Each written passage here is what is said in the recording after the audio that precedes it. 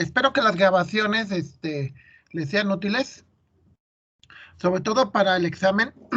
O sea, que mucho de lo que, perdón, de lo que no se les quedó o se les pasó a apuntar o lo que haya sido, este, siempre es bueno volver o sea, si tengo alguna duda, una disculpa del lunes de que había quedado en que iba a dar asesoría, pero no alcancé. Entonces, pues no sé si les interesa, me avisan mañana. Si necesitan una asesoría extra el jueves de 2 a 3 de la tarde, que es a la hora que tengo tiempo. Si tienen alguna duda y que se las pueda resolver a esa hora, con todo gusto, ¿no? Ya saben, el examen es el martes, digo, es el viernes a las 10 de la mañana, dura 1 hora y media. Y y bueno, creo que ya muchos ya se pudieron inscribir en el curso de, de Moodle, ¿no? Básicamente nada más va a ser para entregar tareas y para ¿cómo se llama? Sí, va a ser para entregar tareas y para hacer los exámenes, nada más. Todo lo demás se va a hacer en Moodle. Y eso porque ya tengo muchos exámenes allá, realmente por esa razón no lo, no lo cambio de otra forma. Entonces, bueno, regresamos a lo que estábamos trabajando ayer. Lo que estábamos trabajando ayer era en la unidad. ¿En qué unidad estamos trabajando, Rubén? Rubén Alexis, ¿qué unidad estamos trabajando? La unidad 2.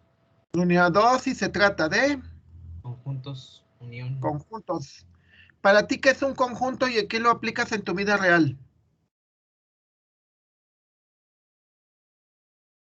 El conjunto es como decir un grupo de algo. Ajá, pero ¿qué decíamos que era la diferencia de un conjunto con un grupo? ¿Cuál es la diferencia principal entre un grupo y un conjunto?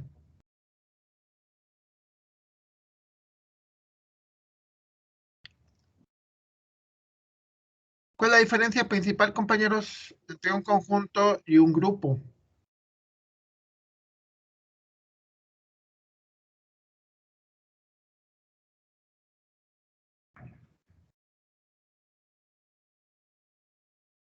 ¿Se acuerdan cuál es la diferencia principal? Sí, porque yo puedo decir, tengo un grupo de cosas en mi mochila, ¿no?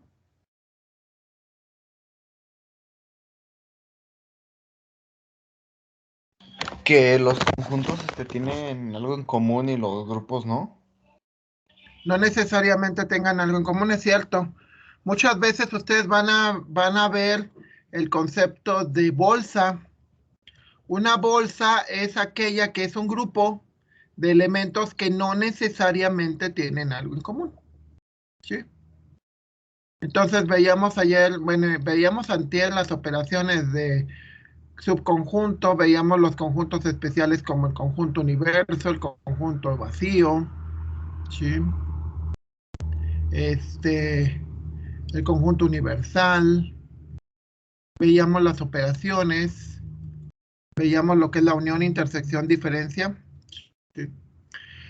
La unión en realidad es la base teórica de la suma. Una unión de conjuntos disjuntos, es decir, una unión de conjuntos que no tiene nada que ver, una unión de conjuntos que no tienen intersección, que no tienen elementos en común, es una suma. Si yo sumo los contactos de Antonio Zárate más los contactos de Brenda Córdoba, entonces si no tuviéramos a nadie en común, por ejemplo los de Abigail Zamora, que no tenemos contactos en común, serían sus contactos más mis contactos. ¿Sí? Entonces, esa es una unión. La unión es la base teórica. ¿Por qué no todas las uniones son sumas? Ah, porque hay uniones donde sí hay algo en común. O por ejemplo, si estás uniendo un conjunto con su subconjunto, pues realmente no estás obteniendo nada más. O sea, si digo, voy a unir todas las sillas con los muebles, pues básicamente siguen siendo los muebles, o sea, no hay La unión normalmente es una operación destinada a acrecentar o a poder tener un espacio más grande para buscar elementos, para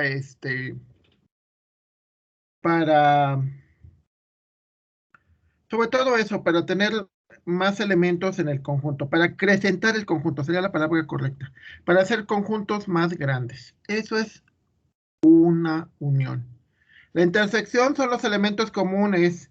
¿Se acuerdan que dijimos en qué era en qué se usa en Facebook la intersección? En los amigos en común. En los amigos en común. ¿Y para qué decíamos que sirve eso? ¿Para qué sirven los amigos en común?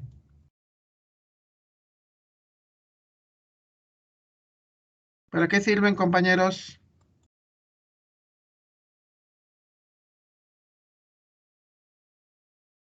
Para buscar personas, ¿no? Sí, Les sí, sí. contaré un caso raro. Por ejemplo, cuando yo estaba haciendo el doctorado, yo estaba, yo era, a su vez, era maestro en el mismo centro de investigación. Era maestro de los alumnos de maestría y era alumno de los alumnos de doctorado. Era alumno de los de doctorado, ¿no? Entonces, pues era bien curioso, ¿no? Porque para un lado era maestro, pero por otro lado era alumno. Entonces estaba en la intersección, ¿sale? Entonces, bueno, la intersección que nos proporciona conjuntos más grandes o conjuntos más pequeños. Más pequeños. Exacto. Hace que tu búsqueda sea más pequeña, ¿no?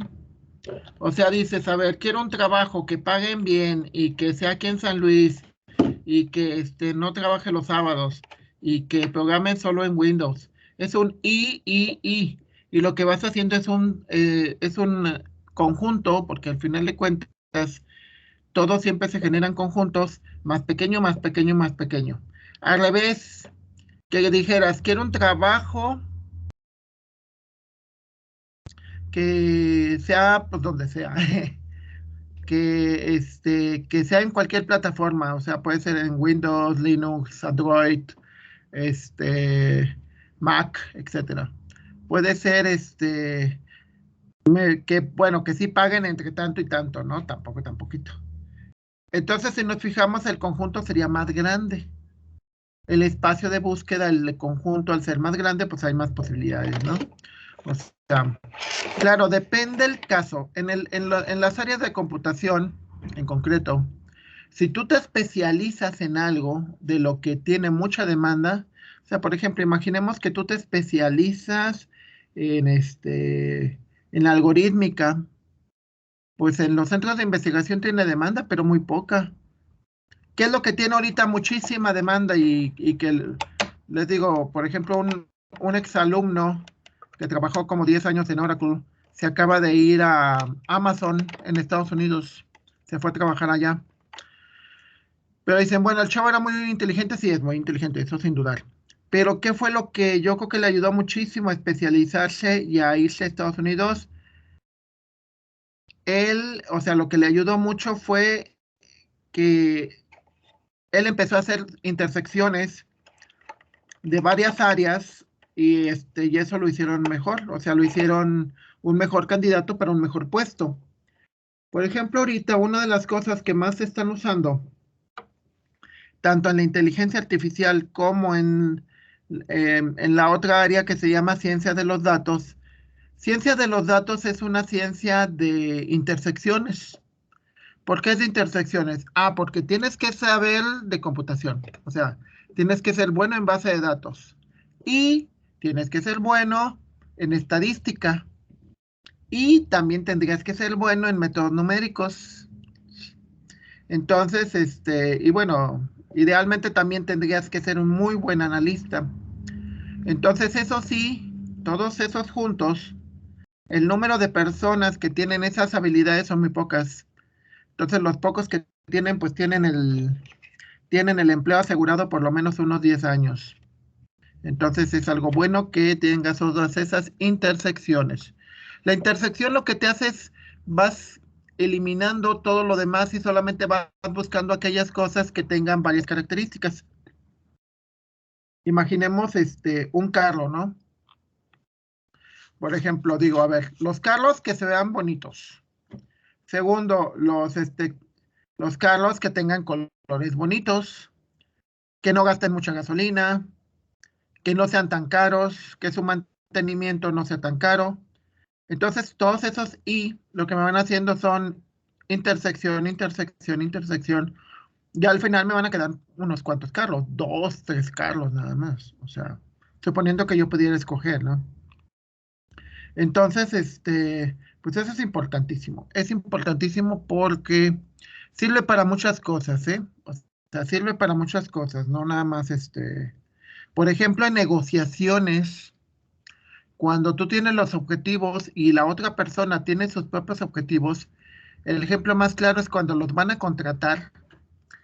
Imagínense, la persona A es el empleado, el que quiere entrar a la empresa. La persona B es la persona que lo va a contratar. ¿Por qué tiene que haber una intersección?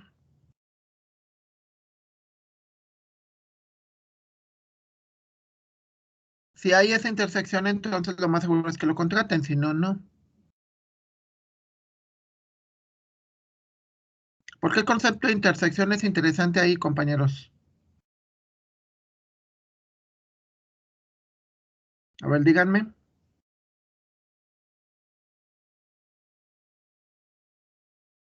A ver, ubiquen, ¿por qué es importante el concepto de intersección en eso? ¿No ubican?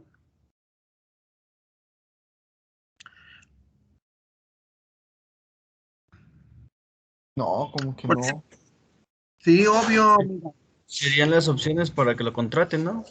Exacto, tiene que haber cosas en común, ¿no? O sea, por ejemplo, una persona necesita un ingeniero en sistemas y tú eres un ingeniero en sistemas. Necesita que sepas Java y tú sabes Java. Necesita que sepas usar SQL Server o MySQL y tú también sabes. Entonces, tiene que haber cosas en común, lo que ella necesite y que lo que tú tengas. Si no hay eso, entonces no te van a contratar. Tiene que haber una intersección de intereses, ¿sí? Y en base a esa intersección de intereses, es como tú puedes lograr lo que tú quieras.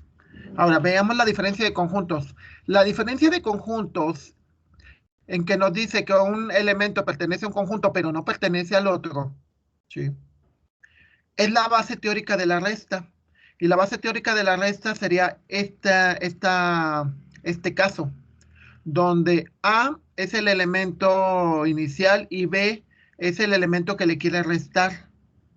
Entonces, es como si A tiene 10 elementos y B tiene 5.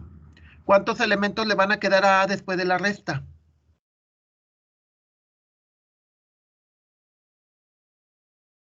A ver, díganme, compañeros. A tiene 10 elementos, B tiene 5. Si hago la resta, ¿cuántos elementos le van a quedar a A?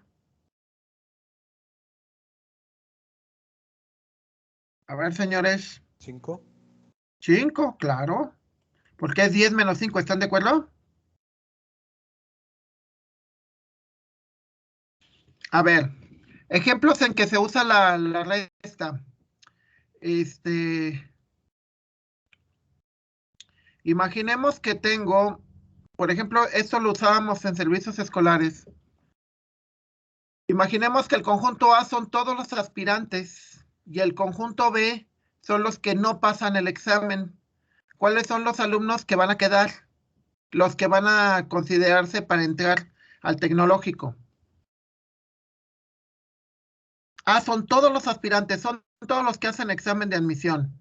B son aquellos que no pasaron el examen o que no lo pasaron con los suficientes puntos. Mi pregunta es, ¿cuáles son los alumnos que voy a inscribir que van a Todos ser los de realmente A. alumnos? ¿Cómo todos? Bueno, los de A. Todos los de A que están sombreados, ¿no? Sí, ¿Cuáles voy a quitar? los de B. Sí, exacto. Entonces es la idea es de todos los aspirantes voy a quitar o voy a restar todos aquellos que no pasaban el examen. ¿Están de acuerdo? Sí, sí, sí. Ahora, imaginemos este otro caso, el de acá, un caso de la vida real. Tengo un montón de cosas que hacer, entonces el conjunto A es todo lo que he hecho y el conjunto B es de todos los pendientes. Este diagrama de Ben, ¿qué es lo que me está diciendo? Este de aquí, el que estoy así con el cursor, donde A es este y B es este. Si esto es A, todo lo que he hecho y B es todo lo que tengo que hacer, ¿qué es lo que me está diciendo? Que aún no ha hecho nada. Sí. ¿Nunca les ha pasado eso? Sí, Que están bien cansados y hicieron muchas cosas, pero no hicieron nada de lo que tenían que hacer. sí, Sí, sí, y que te quedas con un diagrama de estos, ¿no? Que haces la resta y te das cuenta de que sigues, de que no has hecho, sí, que siguen las cosas pendientes, siguen las mismas cosas pendientes, ¿no? Ok, ya nomás para acabar. Otro caso también de la resta lo podemos ver, por ejemplo, con las materias pendientes. Con las materias pendientes, las materias que llevan ustedes son las que hay en B y las materias que les faltan están en A. En realidad, ustedes ahorita no llevan ninguna materia pasada. Bueno, depende, los que van en primer semestre, los que van en segundo no. Pero, por ejemplo, eso te puede pasar, de que digas, pues, ¿cuánto te falta para terminar la carrera? Pues todo. Ahora, ya después con el tiempo vas a tener este caso de aquí, donde, más bien este caso de aquí, donde digas, ¿cuántas te faltan? Pues las que quedan afuera. Entre más grande sea B, menos te van a quedar afuera. ¿Cuándo vas a egresar? Pues cuando B sea igual a A. Es decir, cuando cuántas te falten. pues cuando ya no falta ninguna. Exacto, cuando el conjunto de las materias que has llevado sea igual a todas las materias que deberías de llevar. ¿Sale? Ok. Entonces decíamos que la diferencia también, les decía que es algo cruel, pero también se puede aplicar, es el caso de los divorcios, ¿no? Si no tienen nada en común, pues no hay problema. Si tienen todo en común, pues hay problema, porque pues, cuando ella se lleve, pues se va a llevar la cama, se va a llevar la... Si es así, si pierdes el juicio, ¿no? Pero bueno. Ahora, hay otra operación que se llama diferencia simétrica y se llama así. X pertenece a A y X pertenece a B, pero X no, pero X, aquí le faltó una línea. X no pertenece a intersección B, ¿sí? Y se conoce como eso, se conocen como las cosas que son diferentes de, ¿sí? Vamos a verlo, a ver, en términos, bueno, esta es otra. La diferencia simétrica que depende del libro, aquí se representa con un círculo, con una cruz. Se puede entender como así, X tal que X pertenece a o X pertenece a B y X no pertenece a la intersección. Y aquí ya voy a quitar. Y el siguiente debería ser así. En diagramas de Venn lo podemos ver de esta manera. ¿Ya? ¿A qué se refiere eso? Imaginemos que son dos personas que, por ejemplo, tú hiciste un negocio con un amigo. Entonces, a la hora de que si en un momento se llegaran a separar, las partes que están sombreadas son las partes que no hay problema, o sea, lo tuyo es tuyo y lo de la otra persona es de la otra persona. Les decía, en un divorcio, pues ni modo que yo me separe de mi esposa y le pida sus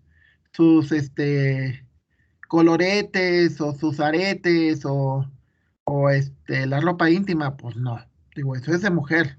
Ahora al revés, como hombre, pues ella no me va a pedir ni mi desodorante, ni mi perfume, ni mi playera del América, ni cosas por el estilo, ¿no?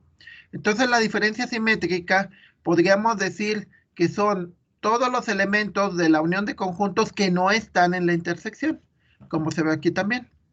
Se puede entender como la unión de A y B menos la intersección, o como la resta de A menos B, unión la resta de B menos A.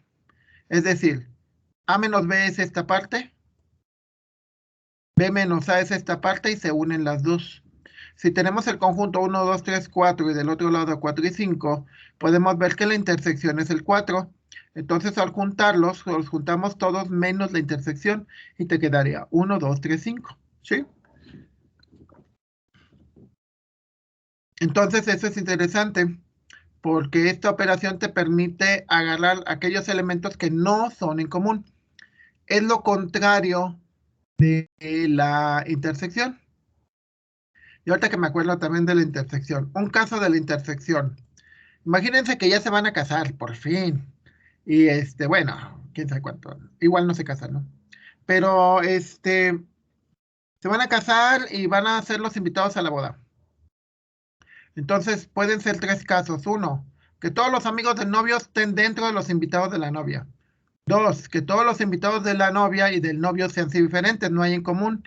Tres, que los invitados de la novia haya un conjunto pequeño que son tanto invitados del novio como de la novia. ¿Sí? Entonces muchas veces puedes decir, ¿a cuáles voy a invitar más seguro? Pues voy a invitar a aquellos que son en común, porque los dos quedamos bien, queda bien ella y quedó bien yo. ¿Cuáles no invitas? Pues los que son nada más invitados de ella o que son invitados de él. ¿Sí? Entonces, bueno, antes de continuar con eso, por ejemplo, veamos en este caso, si yo saco la diferencia simétrica de A con B, aquí me daría el conjunto vacío. Bueno, no, me daría la diferencia de A con B.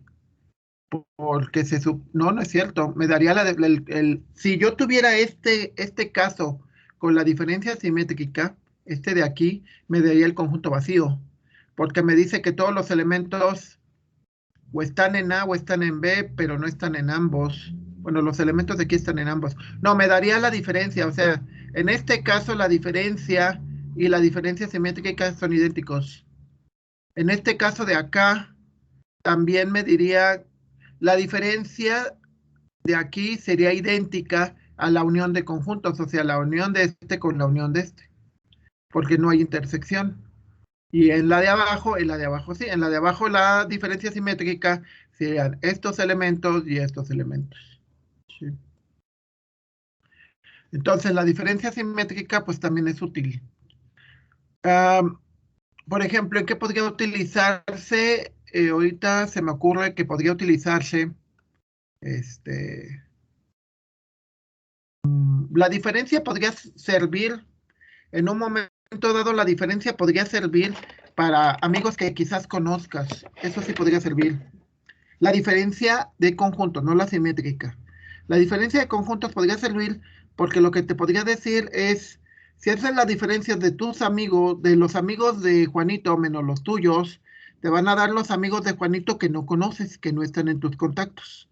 Entonces eso te podría, Facebook lo utiliza precisamente para obtener contactos que tú no tienes y que de alguna manera pueden estar relacionados. Aclarando que los algoritmos de Facebook a veces son bastante toscos, ¿no? O sea, de repente te relacionan porque si fuiste a la misma escuela o si tienen contactos en común, pero no necesariamente, o sea, a veces también te pone contactos que dices, bueno, ¿y ese por qué? Pero bueno, quién sabe cómo sea su algoritmo de eficiente o no. Entonces, bueno, regresando a esta parte, para eso sirven las diferencias. Concepto muy importante, complemento. ¿Sí?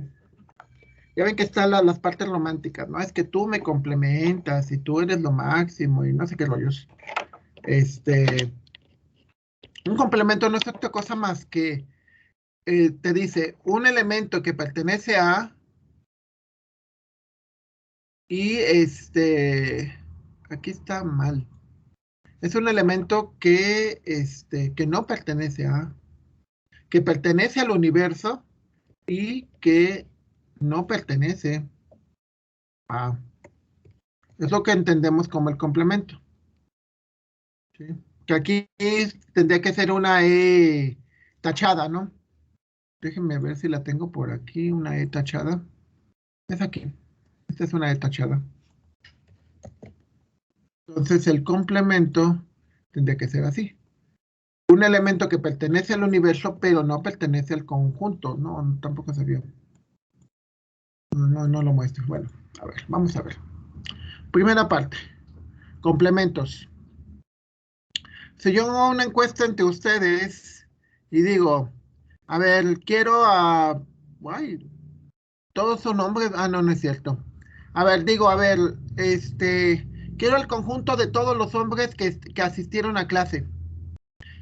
El conjunto A es el conjunto de todos los hombres que asistieron a clase. Ese es el conjunto A.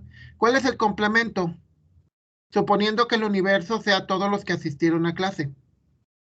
Asumiendo más Pues, bien. pues las mujeres. Exacto. Una de dos, o son hombres o son mujeres. ¿Están de acuerdo? Sí, sí, sí. Ok, entonces el complemento son aquellos, por ejemplo, aquí te dice, si el conjunto A son todos los números pares, pues el conjunto A complemento, pues son todos los números impares. ¿Sí? Si el conjunto A son todos los alumnos que fueron aceptados, el conjunto A complemento es todos los alumnos que fueron rechazados. ¿Están de acuerdo?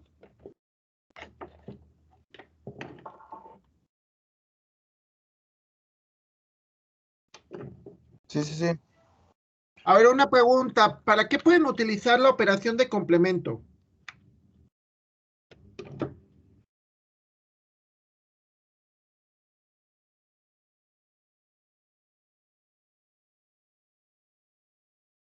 ¿Para qué utilizarían la operación de complemento?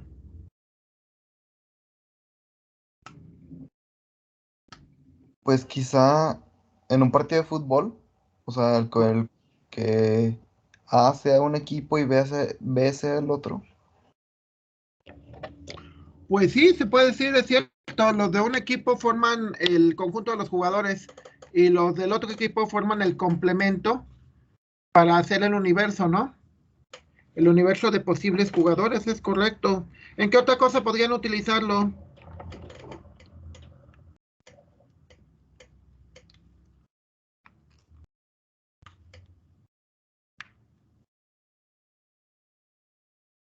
En Facebook, ¿cómo sería el complemento?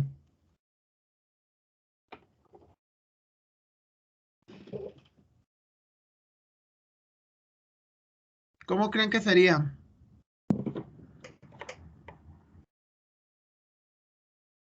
Tus contactos es tu conjunto y todos los que no son tus contactos es el complemento. ¿Están de acuerdo? Ah, sí, sí, sí. Sí. O sea, el complemento es todos los que no están en un conjunto. Básicamente esa es la idea de complemento, todo lo que no está en un conjunto. Y obedece a muchos casos, ¿eh? O sea, por ejemplo, quiero saber todos los alumnos. Una pregunta, ¿cuál es el complemento de los alumnos pasados? Pues los que no pasaron. Los reprobados. ¿Cuál es el complemento? ¿Cuál sería, por ejemplo, el complemento este,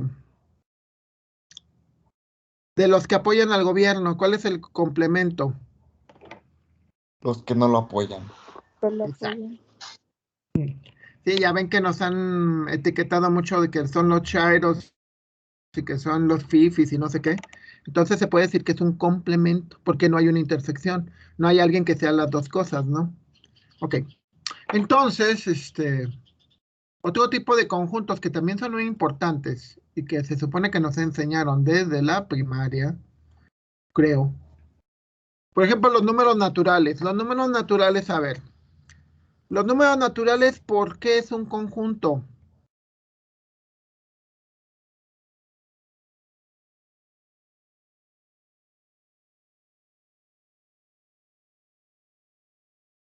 Los números naturales, ¿por qué es un conjunto, compañeros?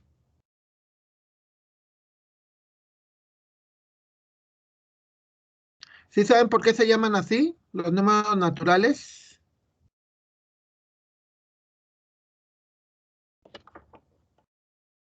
Pues es que son los que normalmente se usan, ¿no? No, se llaman así porque son los que existen en la naturaleza.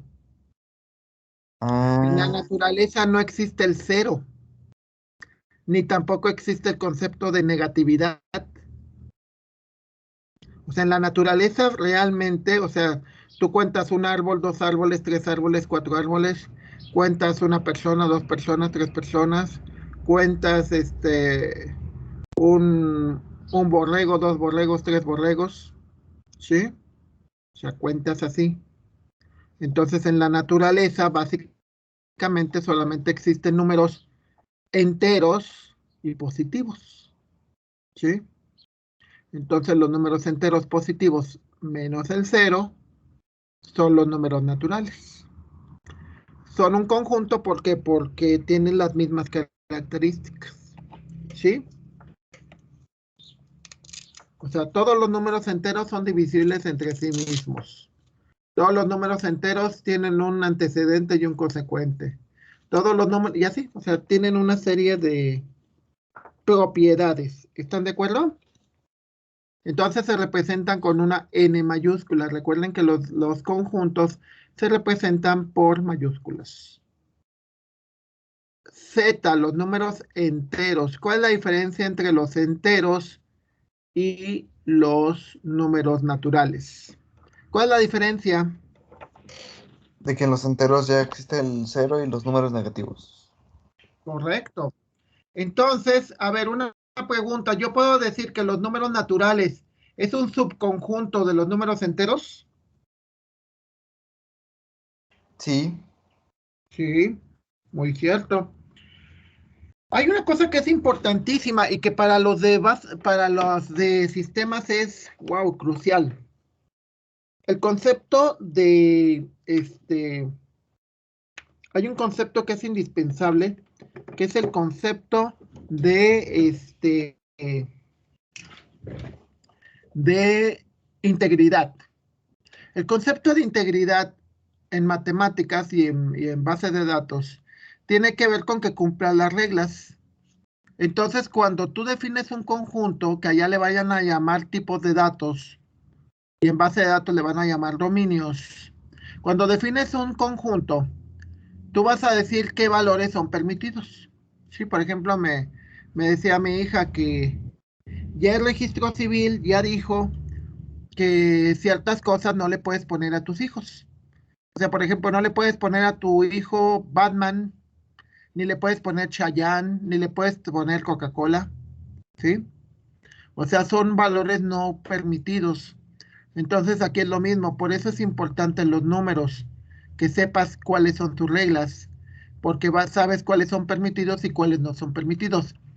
¿Qué característica tienen los números enteros que los diferencian de otros? Por ejemplo, los números reales o los números imaginarios.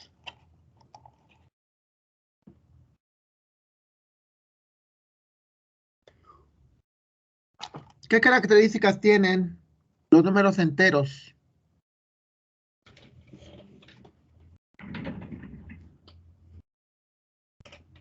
¿Ya no llevan decimal? Correcto, no llevan decimales. Sí. Hay una cuestión muy interesante en los números. Por ejemplo, los números naturales, pongamos un caso, hay una propiedad que se llama propiedad de cerradura.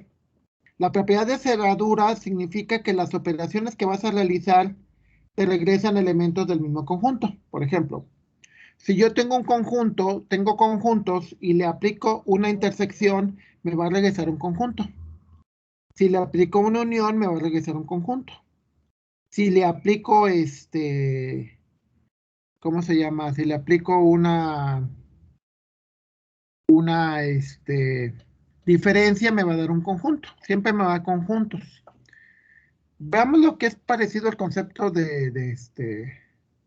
bueno, hay otro concepto, pero ese no va al caso. Ahora, los números naturales. Los números naturales, si tú sumas dos números naturales, ¿qué te va a dar?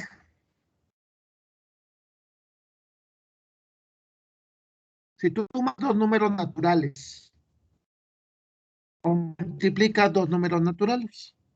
¿Qué es lo que te va a dar? Pues un número Te natural. va, o te va a dar un número entero, o te puede dar un número fraccionario, o te puede dar un número imaginario. Cuando multiplicas y cuando sumas números naturales. ¿Qué es lo que te va a dar? Número entero. Un número entero, o sea, por ejemplo, te puede dar, si sumas dos números naturales, te puede dar un menos dos. No, no se puede. No, entonces, ¿qué es lo que te va a regresar?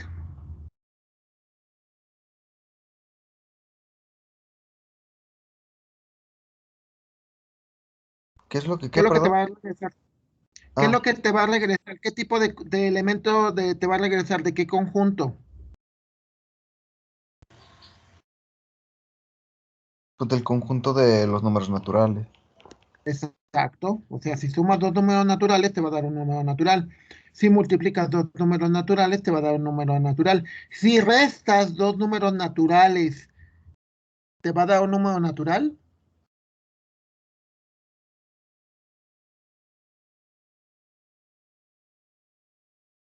Si restas. Em, pues se supone que sí, pero por ejemplo, si restas 2 menos 2 pues te da cero y ahí ya no es de los naturales. Exacto. Entonces se dice que la resta no tiene propiedad de cerradura en los números naturales. ¿Sí? Ahora, vamos con los números enteros. Tampoco la división, ¿eh? Si divides dos números naturales, no necesariamente te va a regresar un número natural. Entonces, de las cuatro operaciones básicas, sabemos que para o sea, sumas y multiplicaciones tienes cerradura. O sea, te va a dar del mismo tipo. Pero para restas y para divisiones, no. Para números enteros, la suma, la resta y la multiplicación ¿tiene cerradura o no? Tiene la propiedad de cerradura.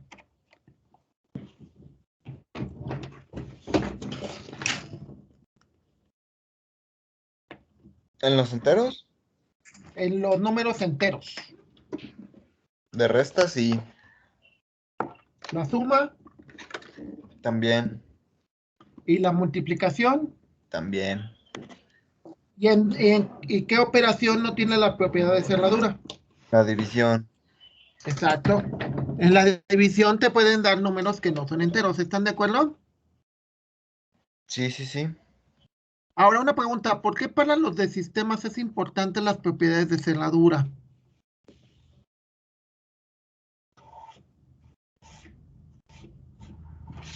¿Por qué es importante la integridad? ¿Por qué creen que sea importante?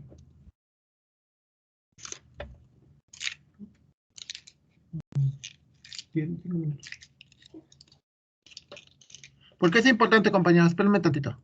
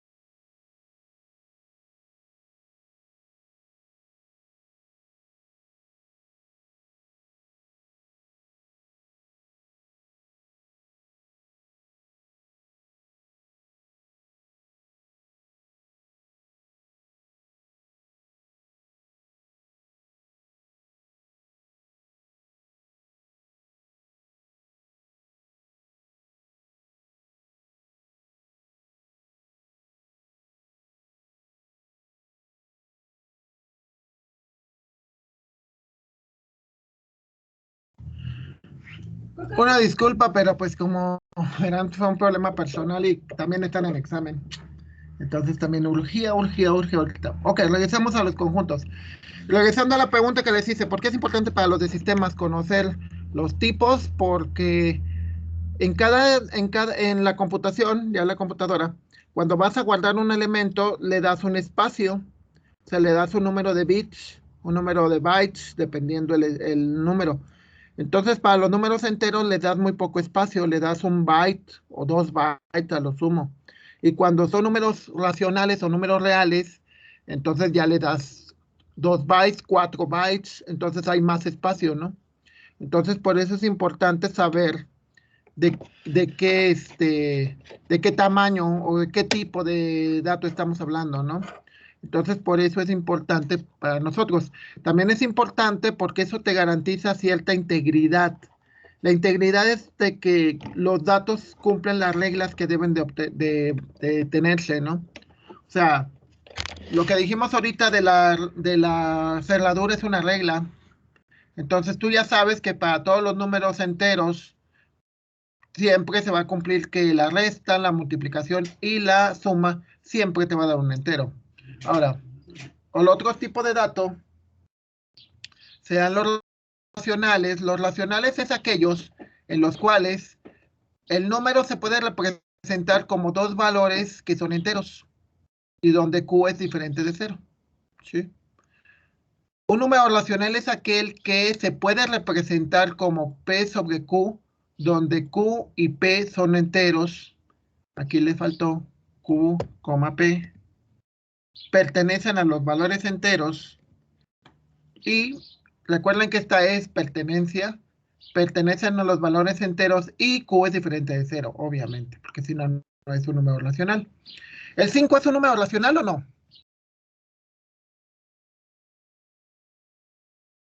¿Se puede representar como esto? Compañeros, se fueron. ¿El 5 es un número racional? Sí, ¿Por qué? pues, pues es que es diferente a 0. No, pero ¿cómo se puede representar como esto, como una fracción? ¿El 5? Sí. ¿Cómo? Este, por ejemplo, 25 sobre 5. Esa es una forma, 5 sobre 1. ¿Están de Ah, acuerdo? sí, sí. Ahora, también los números negativos se pueden expresar como esto. ¿Como los racionales? Como racionales, ¿se pueden representar o no? No. Claro que sí. Sí. Puedes representar -3 sobre 1 y es un Ah, número racional. no, sí, sí, cierto. Sí se puede, compañeros. ¿Ok? Entonces, los números racionales se identifican por la letra Q. No sé por qué, pero se identifican por la letra Q. Y la letra Q, complemento, se conocen para los números irracionales. Los números irracionales son aquellos que no pueden ser expresados. Los números irracionales más conocidos son unos cuantos, ¿eh? Pero los números más conocidos son, por ejemplo, pi, el valor de e, hay otro número que llaman la razón áurea, ¿sí? Pero son números que son imposibles de representar con esto. No se puede. No hay manera de representar. O sea, no existen dos números. Por ejemplo, la raíz cuadrada de 2 es un número irracional. Y ahí vamos a ver en la unidad número 3, cuando lleguemos a la unidad número 3, vamos a ver que no se puede representar como dos enteros. Esa es la condición. Ok, los números reales. Los números reales es la unión cuando juntan los números racionales con los números irracionales. Porque, a ver, hay dos cosas que vamos a ver la diferencia y que es interesante. ¿Se acuerdan que les dije que los números naturales es lo que hay en la naturaleza, no? O sea, por ejemplo, ahorita estoy viendo un pino que tengo aquí en el estoy viendo una gata, estoy viendo un cesto, estoy viendo una chamarra que ya me quité, ¿sí? O sea, el uno existe. Estoy viendo dos mancuernas que se usan para ejercicio, o sea, son dos. estoy viendo 10 bolsas. O sea, son cosas que ves en la realidad, que ves en la naturaleza, o sea, que puedes percibir. La realidad, por lo que se llama números reales, recuerden que los humanos podemos tener cosas en la mente que técnicamente no existen en la naturaleza. O sea, pongamos un caso lo más sencillo. El caso más sencillo, Fernanda, una pregunta, o sea, ¿el nombre Fernanda existe en la naturaleza o es algo que está en la mente? O sea, existe en nuestra realidad, pero no está en la naturaleza. ¿Sí me explico? ¿Sí queda claro ese concepto o no? Que hay cosas en la mente que no están en la naturaleza. ¿Sí es cierto o no? Sí, es cierto. A ver, Sí. Sí, pongamos otro concepto, el concepto alumno. El concepto alumno es algo que está en la mente, es un concepto social, pero realmente no existe en la naturaleza. O sea, no puedo ir por la calle y decir, Oliver es un alumno, así nada más con la cara excepto que traiga un uniforme, pero ni aún así. O sea, puede que tenga un uniforme por otra razón. O pueda ver a Jesús, o pueda ver a César, y diga, él es un alumno de sistemas de primer año. No es cierto. ¿Eso en dónde está? ¿O es en qué parte podemos decir? O sea, es real porque sí existe, ¿eh? Obviamente existe en nuestra mente, ¿sí? En nuestra realidad, pero no está en la naturaleza. O sea, yo puedo decir que sí puede estar en la naturaleza. Pues de qué tamaño está, o sea, si está alto, si está bajo, si está gordito, si está flaquito, si es moreno, si es blanco, eso es parte de la naturaleza. Pero yo con solo verlo podría saber si es un buen alumno o un mal alumno, o si es un alumno siquiera. ¿Hay una diferencia física? Pues en caso de que traiga uniforme, pero si Sí, no, pero no. también puede ser que traiga uniforme porque no tiene dinero para otra cosa, ¿no? Ah, bueno, Claro. bueno. Sí, por ejemplo, a mi hijo, ahorita que no estamos yendo, la otra vez yo le vi que traía el pants del Cebetis, porque él estuvo en el Cebetis. Entonces, ya no está en el Cebetis, pero lo usa por gusto, porque todavía le queda. ¿Sí me explico? O sea, lo puedes traer, pero no necesariamente implica de que seas todavía un alumno del Covach o del Cebetis, aunque traigas uniforme. ¿Sí? Entonces, por eso se dice que esa es la realidad. La realidad abarca lo que está físicamente más lo que está en tu cabeza. ¿Estamos? Entonces, a ver, una pregunta. Los números racionales y los números reales, ¿tienen propiedad de cerradura en la división o no?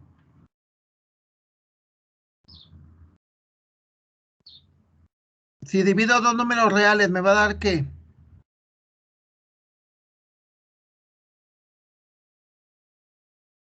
¿Qué es lo que me va a dar si divido dos números reales? Si sumo dos números reales, si multiplico dos números reales o si resto dos números reales, ¿qué es lo que me va a dar?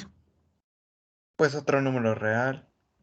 Perfecto, entonces es una propiedad de cerradura, ¿están de acuerdo? Sí. De hecho, en la división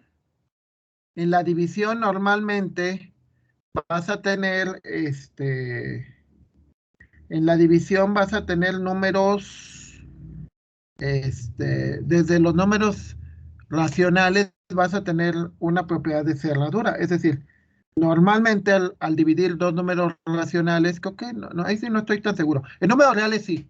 En números reales sí hay propiedad de cerradura, ¿eh? En los números reales hay propiedad de cerradura para la suma, para la resta, para la multiplicación y para la división. Cuando ustedes empiecen a programar, van a ver que tienen que declarar variables que van a contener valores. Y esas variables las tienen que declarar de un cierto tipo. Entonces, ese tipo que puede ser desde integer, float, double, todo ese tipo de cosas. Tienes que decir cuál es el resultado de lo que haces para guardarlo ahí. Entonces tienes que tener muy claro la propiedad de cerradura, porque si no la tienes, entonces va a guardar, te va a marcar un error. Te va a decir, esto no existe, no puede ser. Y pum, te va a botar. Por último, los números complejos, ya para irnos. Los números complejos, ya los han visto desde la prepa, son números que son de la forma una parte entera y una parte imaginaria, donde el concepto de imaginario es donde es un número que elevado al cuadrado, más bien un número que sería el -1, que el cuadrado de ese número sea negativo, lo cual en teoría no existe. O sea, todos los cuadrados por definición son positivos. Entonces, los cuadrados reales, ¿sí? Pero de repente alguien dijo,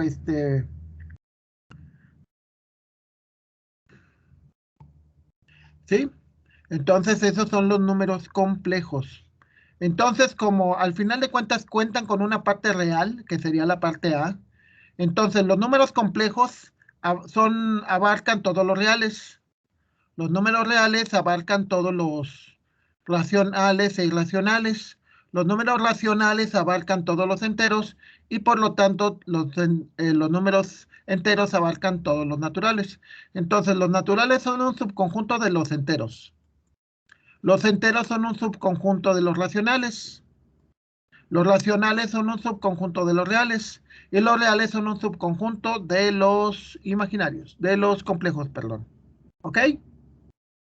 Sí, de hecho, más adelante se ve, pero hay una cosa que te permite ver todo eso. ¿Ok? ¿Alguna duda hasta aquí, compañeros, ya que se va a acabar este negocio?